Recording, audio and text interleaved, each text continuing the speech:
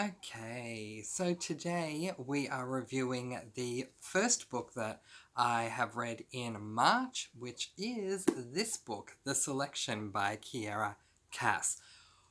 What a way to begin this month. If you have not seen my reviews before, a quick explanation of them. I start off by doing a non-spoiler version where I tell you the rating of the book. I give you 3 cons and 3 pros of what I thought in a non-spoiler way. Then we go into the spoiler section where I talk about all things spoiler, but I will warn you before we get there, so in case you haven't read this book yet and it's something you want to read, you will not intentionally be spoiled by me. You'll be given enough of a heads up. Let's get right into the non-spoiler version with my rating. Oh, first of all, let's discuss the genre of this book. This is a dystopian romance, and I have rated this book 5 stars. And if you've been following me for long enough, you will know that I don't give out 5 stars willy-nilly. I certainly don't. I've given, I think, 3 or 4 books out of all the books I've read so far this year 5 stars, and that is it. So, not a lot at all. This one definitely deserved it. So it's going to be really tough to find some cons in this book. I really don't have a lot at all. So my first con is going to sound absolutely ridiculous, and that is that there weren't enough pages in this book. And that's only because I loved this book so much that I just wanted to keep reading it. There is a second book out in this series, and I am going to be purchasing that book, and I'm going to try and find a way to stuff it into my already overly stuffed April TBR. We'll see how we go, but that just shows how much I love this book. My second con for this book is the way that the caste system is discussed. Now, when I say caste, I'm spelling that C-A-S-T-E. Another way you may know of this word is the word class system. There is a caste system in this book, and it is very relevant throughout the entire book. And without giving any spoiler away as to what the classes are and what they mean and all that kind of stuff, the classes are not info dumped on you, and I don't like when things are info dumped, but in a weird coincidence, I probably would have preferred if the caste system was info dumped in over a couple of pages. I think I would have preferred that a whole lot more than siphoning it out here and there throughout the book. While I appreciated the siphoning, I think it would have been more effective to do an info dump and then continue to siphon throughout the rest of the book. Because at one stage, I just became so annoyed by not remembering what caste is what and what that means for each member of each caste that I looked it up online. I found a very helpful website that was showing me all of the castes and what they're about so that I could get my head wrapped around that system. But those are the only 2 cons that I have about this book. The rest is all pros, so let's move straight on to the pros that I have for this book. The first pro I have for this book is that this is an amazing book from page 1 all the way through to the end. It is such an enticing read as well. Anytime I put this book down, I wanted to keep picking it back up. Now, the beginning does start off a little bit slowly, and it does take a little while, and by a little while I don't mean a lot at all, maybe the first chapter, for you to kind of find your footing as you're reading this book, or for me to find my footing as I was reading this book. But once I knew where we were and I found myself grounded enough to keep going, it just became an amazing journey, and that is thanks to the plot of this book and thanks to the author, Kiera Cass. The second pro is the caste system. I love dystopian books, and I didn't even realize that that's what they're called, but I have read a number of dystopian books in my life, not realizing that's what they were, and what I love about them is their caste system. At least that's what it's called here. Other books will give different names for these things, so if you have read or even seen the Divergent films, you will know these as factions. If you have read the Harry Potter books or if you have seen the films, while it's not so much a caste system, one example I can give you is the houses in the Harry Potter world. So all the different houses have all different cultures and things like that, colors that they can wear, those sorts of things. And I love these sorts of things, and I certainly loved it with the caste system. My third pro of this book is the three main characters. I want to say that there is one, and there certainly is. This book is a one perspective. That's another pro right there. It is a one perspective book, so there is a protagonist, and this is her. Her name is America Singer, and I love America as a protagonist. I found her so intriguing. I went into this book with a little bit of a rough idea as to what this book might be about, and I was not expecting America to be the sort of character that she ended up being, and I really appreciated that so much, and we will talk about that more in the spoiler version. But there are two other characters that I just consider to be main characters in this book. One of them is a guy whose name is Aspen, and I really appreciated his character and everything that he goes through, as well as America herself, what she goes through. And there's also Maxon. And I appreciate everything that Maxon went through as well.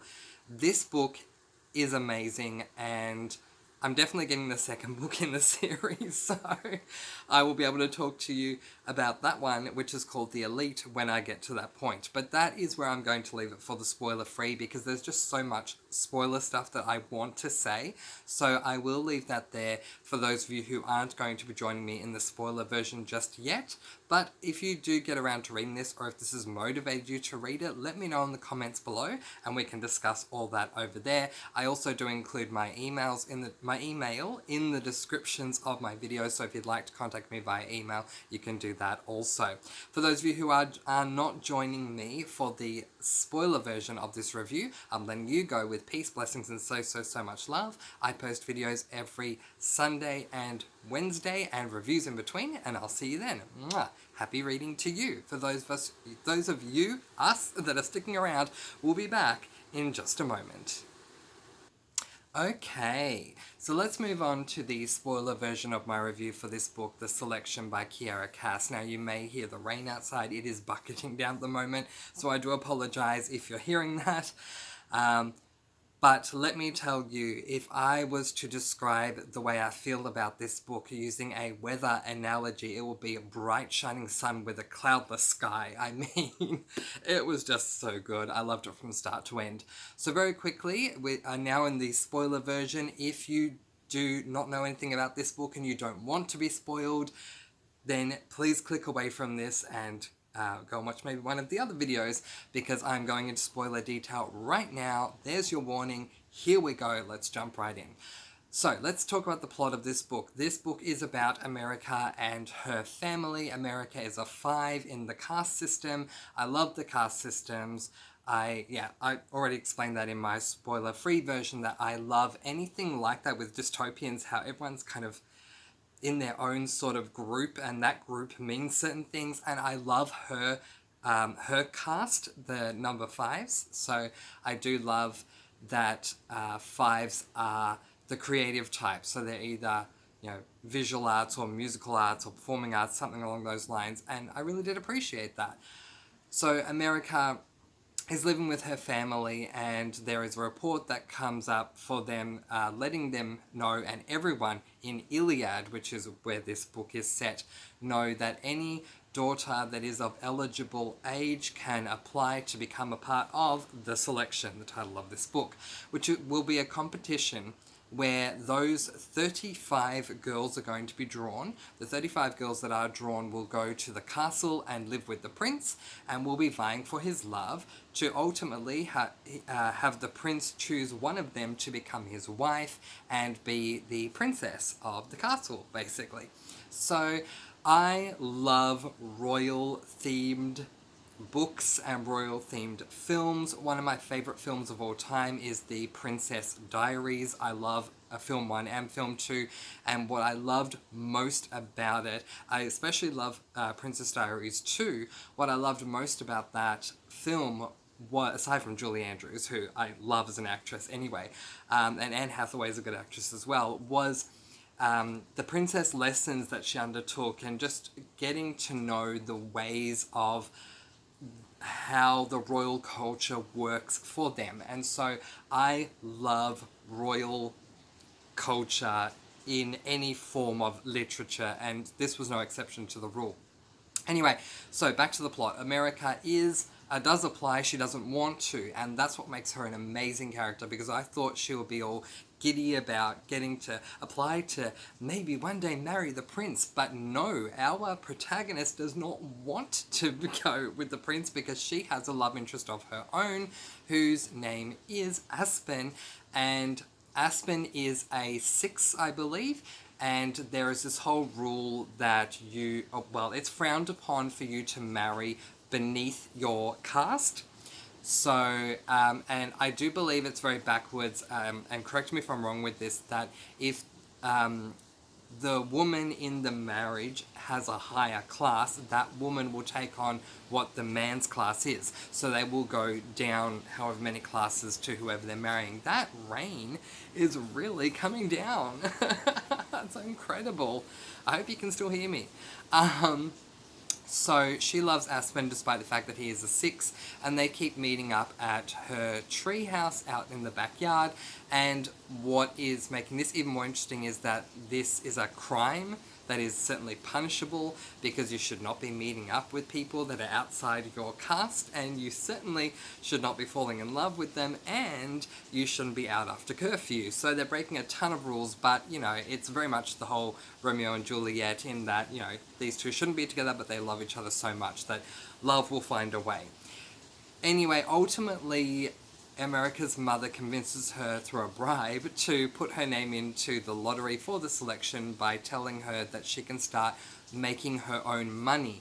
All of the money that the family makes all goes together to become the family's money, but her mother says to her, you can pocket whatever it is you earn if you just put yourself into the lottery. You may not even get chosen, but I just want you to put your name into the lottery.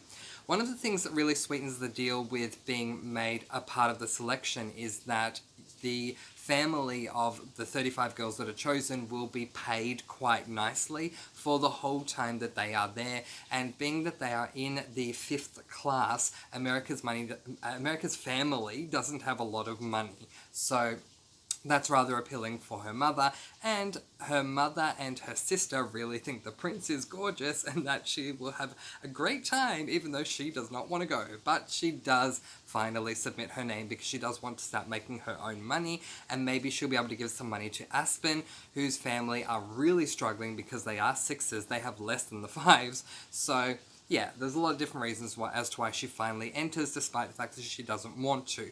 She is chosen. The 35 girls are chosen, and they're flown out to Ilia, where they are given makeovers to look like princesses, look, feel, smell, all this kind of stuff. There's a very complex makeover system that is done for all the girls. And then the selection competition basically begins, and the girls get to meet the prince and meet him all together, and then go on one-on-one dates with him. So this book is so much more than this, but if you imagine The Bachelor, but The Bachelor set in a castle with 35 girls vying for the prince, except for America, who doesn't want him and is only there for the money. One of the things America loves right away, from her first meal onwards, is the food there. Again, considering she is a 5, while she eats better than 6s, she doesn't always have the best meals because of the little money that her family does make. But the meals that they have at the castle are extreme, and they are amazing, and all this kind of stuff, and she really does appreciate that. One day she gets to have a discussion with the prince. I'm leaving a few things out here just to be really quick. One day she has a discussion with the prince, and she's really honest with him, telling him that a big part of the reason why she's there is so that her family can make that money that they don't make because of the class that they're in, and because she loves the food so much. The prince asks her if she loves him, and she says, look, I'm sorry, I don't, and this is the only reason why I'm here. So the prince figures he can form an alliance, a friendly alliance with her, to say, you're spending all this time with the girls and I'm not. You get to see what happens behind the scenes. Excuse me. Maybe we can form this friendship and you can tell me what's going on, what I don't see, and help me to select who is going to be my wife. What I will do for you in turn," and he makes this promise to her, "is that they say I should cut the girls down to 3 before deciding. I will cut the girls down to 2, and I will have you and my winner in the final 2, therefore ensuring that America will remain there for as long as she possibly can without being chosen," which is a really good deal. But along the way, America starts falling in love with Maxim, and she tells him about Aspen. Now, one thing I failed to mention is that right before America leaves to go to the castle, she spies Aspen with another girl, and she is extremely heartbroken by this, so she even talks about that with him, with Maxim, saying that "I'm really upset that he did this, but I still love him and my heart is still with him." Now let's fast forward to the fact that she's starting to get along really well with the prince, and she is starting to let herself love him, and she's finding some really endearing qualities within him, and really starting to look forward to the time that they do spend together on more than a friendship level. Then one day, out of the blue, while she's on a date with the prince, strolling through the castle, they pass by Aspen, who is in a guard's uniform, who was enlisted in the army and is now working as one of the guards at the royal palace. When Maxim sees Aspen, he doesn't know who Aspen is, but noticing the familiarity between America and Aspen, immediately assigns him to be her guard at her personal chambers because they know each other. Well, Aspen starts talking to America one night when no one else is around, and he tells her, "No, I was not in a relationship with this girl." Basically, what happened was there were so many people that were there in the crowd to see you off that she tripped, or she was pushed or something. She fell into me and you saw me in that moment, so you thought she was with me, but I was just helping her up. Like, she literally was pushed onto me. I'm not in a relationship with anyone. I haven't loved anyone as much as I love you. I haven't been with anyone since you left, and the plan is still on. The plan being they promised each other that whenever she comes home, they'll resume their relationship. So the plan is still on. This complicates things obviously further because she loves Aspen, but she's really starting to fall in love with Maxim as well. And the book ends up with her being honest with Aspen and saying to him that she does have feelings for Maxim. And his response is, "Well, I guess I'll just have to work harder to win back your love." And she ends up deciding that she's not going to do anything for anyone else anymore. She's going to start living her life in the selection for herself, as opposed to for her family, for Max and for Aspen. She's doing it for her now, which I really do appreciate. I love feminist stories. I love feminist endings. I thought this was really beautifully done. Now, one thing you need to know that surprised me but also made me so happy, because I didn't think it was going to end up this way, is that the competition is not over by the end of the book. I thought it would be. I honestly thought this book was going to end with her being chosen, and that the rest of the series, because there are many books to come after this one, will be about her living her life with Prince Maxim or with Aspen or whatever. But no, the competition is not over. In fact, Prince Maxim ended up cutting the cast of women down to 10, and that selection of women is now referred to as the Elite, which is the name of the second book.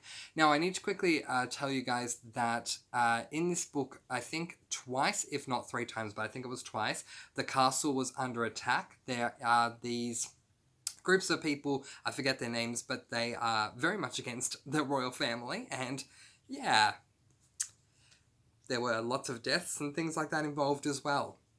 After the second time that this happened, 3 girls decided to leave of their own accord, but also throughout the book, the prince has been dismissing girls here and there for all different reasons. So, yeah, I'm basically going to leave it at that because I didn't want to talk too much about the plot. I want to talk more about my thoughts and feelings with this book, but I love it. I can't wait to read The Elite and read the final 10 and see how this goes in the love triangle with America and Aspen and Maxim. Okay, my thoughts overall as a whole, spoiler wise, I love America. I love how she had the gall on night one to tell the prince where to go, no matter what the cost, and that she's been honest with him basically from day one, saying, no, I don't love you, until now she does, but that's fine. Like, I was really happy with the way that their love grew over the story. It wasn't fabricated. It was really beautifully done, and so I appreciate that from Kiera Cass. I loved the plot twist of Aspen being there because everything seemed to be. Things were never really smooth sailing for America, but we finally got to a point where it seemed like things were starting to be smooth sailing, and so having Aspen there really rocked the proverbial boat, and I really did appreciate that. I love Maxim as a character, and I love that he is so much more than you would think. So many people have an idea of what a prince would be, and he just seems to be so much more than that, but at the same time, he seems to be very unlearned, or unlearned. So he knows certain things that he needs to know for the job that he has, but considering he's never really lived outside of being top class and outside of the castle, he doesn't really know much about what's going on in the outside world, outside of the castle. The fact that America is bold enough to discuss with him that there are nights where there are classes that have little to no food, and sometimes they will starve, really shocks Maxim. I really appreciated when Maxim was saying during one of the TV things, presentations, that they are cutting the money they're sending to the families of anyone who is a 4, 3, or a 2 class. America's a 5 class, so she will still get paid, but 5, 6, 7, and 8 will just be paid a little less, but they'll still be paid. But the rest of that money that was going to go to those families is now going to go to open up this. It sounds like they're saying a soup kitchen, that is using another word, where anyone that is class 5 or below that is struggling to make enough money to have meals on the table, they are opening up this place where they can just go in and get a free hot meal. Oh my god, I loved that, because Maxim did not need to do that at all, and the fact that he did just shows how much of a big heart he has. I'm also a little reserved to certain things, like I have the feeling that the rug may be pulled out from under America, or me, because I'm so invested in this book. This series anyway, the rug may be pulled out from under me, and I might find out that Maxim is not the person that I think he is, and that would really upset me. I believe that Aspen is who we think he is, and it's going to be interesting to see who America ends up choosing to go with, although I think she will be better off going with Maxim, because I think there is so much she can do for him. And that's nothing against Aspen. I think if she ends up with Aspen, I'll be totally fine with it, because I think they're both good for her. But I think she can do a lot for Maxim. I don't know. All in all, I just love this book. Oh yes, the Queen's sister. Love her. Love the fact that she's drunk all the time, but that she gets on with America. I really appreciate that as well.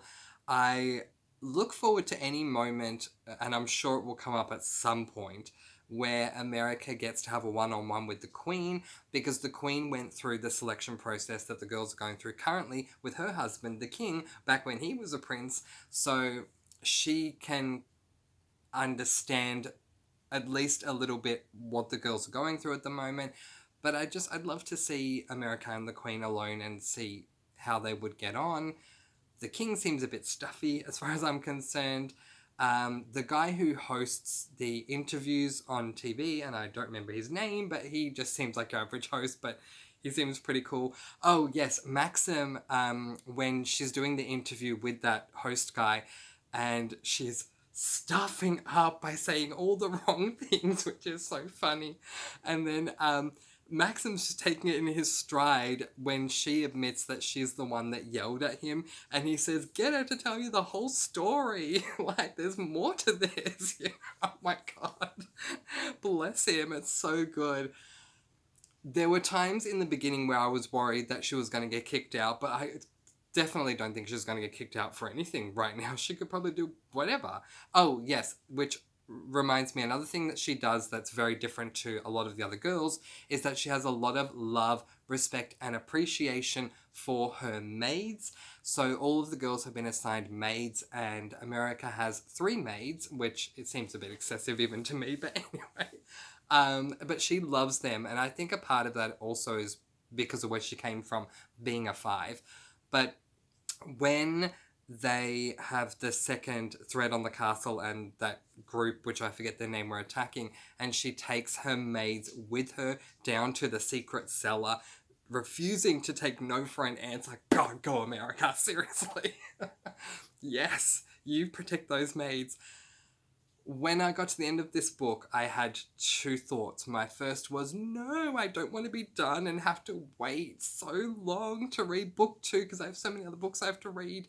But if I don't squeeze it into April, it will definitely be on my May TBR, if not more than one on my May TBR. But my second thought was, oh, I love this book. I love it so much. It's so good, and I'm so happy that I'm finding books that I love at the moment because I'll probably say about half of the books that I read in February, I just downright did not enjoy at all. But in March, I came across more than half of the books that were at least okay, and at least a quarter of the books that I absolutely loved. And this is a great way to start off April. I already have series that I'm making my way through, and I did not think I would continue on with this series, but I am definitely continuing on with this series. Try and stop me. It was that good. So I definitely recommend this to anyone who likes the idea of an 8-class cast system, that likes the idea of a bachelor setup, however it's taking place in a castle with a prince, and who wants to learn more about this world of Ilya through the eyes of the goings on in the castle, but also through the eyes of what's going on outside of the castle, because before she goes to the castle, we learn at least a little bit, we brush the surface with what's going on outside of the castle. So it's just so good. There was nothing in this book that let me down. Seriously. As I said, like in my spoiler-free version, sure, I would have preferred an info dump with the cast system, but it didn't take me long at all online, like maybe a minute, to find information on all the cast without having it spoiled for me, without having the book spoiled for me. And I just wish the book was longer, but that's just because of how much I loved it. Everything about this book was so good, and I can't wait to read the next one. So I highly recommend it. If any part of this review has you intrigued enough to want to read this book, then I definitely recommend that you read it because it is just as good as I am saying. And why can't I just put the rest of my April TBR aside and start reading The Elite? Seriously. Anyway, really good, really impressed. Thank you, Kiera Cass, for introducing me to a series that I'm just loving right now and can't wait to read the next one. So that is where I will leave it. I'm going to let you guys go. Peace, blessings, and so much love. If you have read this book, or if this review is intriguing you enough to pick up this book, then certainly let me know in the comments below and we can discuss that there, or you can send me an email. My email is in the description. I post videos every Wednesday and Sunday with reviews in between. Until then, peace, blessings, and so much love. Please stay safe during this COVID-19 pandemic. Mwah. And no matter what it is you're reading during lockdown, happy reading. Bye.